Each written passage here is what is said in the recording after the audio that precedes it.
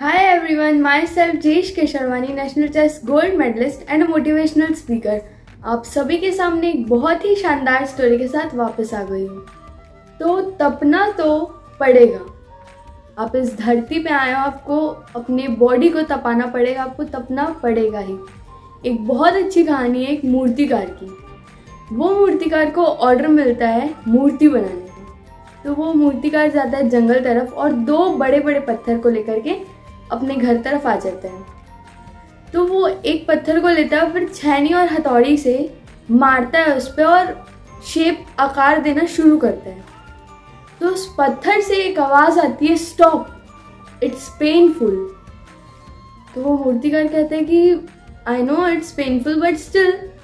तो वो पत्थर कहता है no, just stop, it's very painful. तो मूर्तिकार क्या करता है, उस पत्थर को छोड़ देता है और दूसरे पत्थर को फिर लेता है और फिर अपनी छेनी हथौड़ी से उस पे मूर्ति का आकार देना शुरू कर देता है। जब वो मूर्ति को आकार देना शुरू करता है तो फिर वो मूर्तिकार उस पत्थर से पूछता है, दूसरे पत्थर से, कि is it painful.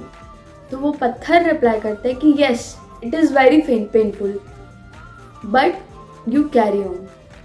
It is very painful but you carry on. और ये सुनते के साथ मूर्तिकार लग जाता है अपने काम में और उस छेनी और हथौड़ी के मार को वो पत्थर सह लेता है।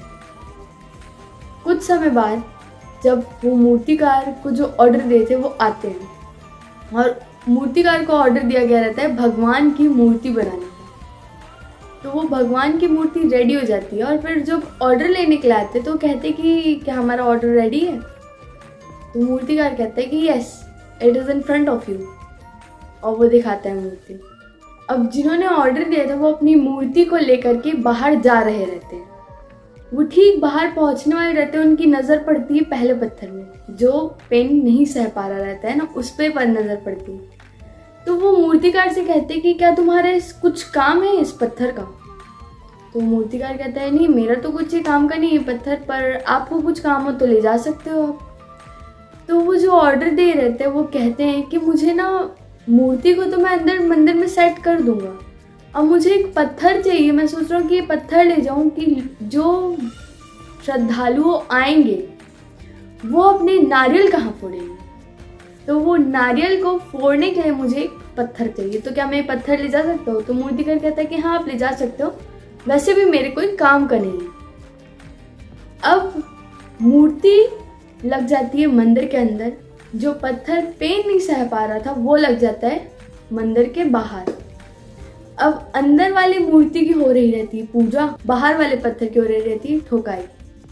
जो आते हैं श्रद्धालु वहाँ पे अंदर दर्शन करते हैं और बाहर आकर के नारियल वहीं पे फोड़ के जाते हैं। तो जो जिस पत्थर में फोड़े जाते हैं नारियल, वो पत्थर पूछता है अंदर वाली मूर्ति वाले पत्थर से कि क्यों, ऐसा क्यों मेरे साथ। तो अंदर वाली मूर्ति उसे जवाब देती है कि कुछ समय का दर्द अगर तू सह लिया रहता तो आज तुझे जीवन भर का दर्द नहीं सहना पड़ता। मैं सिर्फ 2 साल उस दर्द को सहा और आज मेरी यहाँ पूजा हो रही है। काश तू वो 2 साल को सह लिया होता ना, तो आज तुझे लाइफ टाइम ये दर्द नहीं सहना पड़ता होता।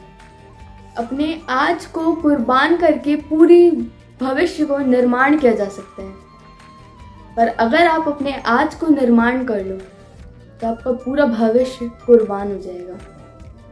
क्योंकि कुछ समय का दर्द अगर कोई इंसान सह लेना तो उसकी ज़िंदगी बन जाती है, और वही दर्द जो नहीं सह पाता पूरी ज़िंदगी भर फिर वो सिर्फ सहता ही रह जाता है। वो कहते हैं ना कि आग में जलकर ही सोना कुंदन बनता है, और आग में तपना तो सभी को पड़ता है। वो सोना आग में तप के कुंदन बन रहा है और हम अपने जीवन में कुर्बानी दे रहे हैं और अपने भविष्य का निर्माण कर रहे हैं। तो स्ट्रगल्स सभी के लाइफ में आते हैं, सबको फेस करने पड़ते हैं, पर जो अपने आज को कुर्बान कर दे तो उनका भविष्य निर्माण हो जाता है। आज आप कड़ी मेहनत कीजिए, जितने स्ट्रगल आ रहे हैं सबको फेस कीजिए, आपका जो फ्यूचर रहेगा वो आपको थैंक यू बोलेगा कि तुम अपने कीमती समय को सही जगह पे लगाए। तो स्ट्रगल्स आ रहे हैं तो डरिए मत और हर काम मन से कीजिए। Thank you everyone.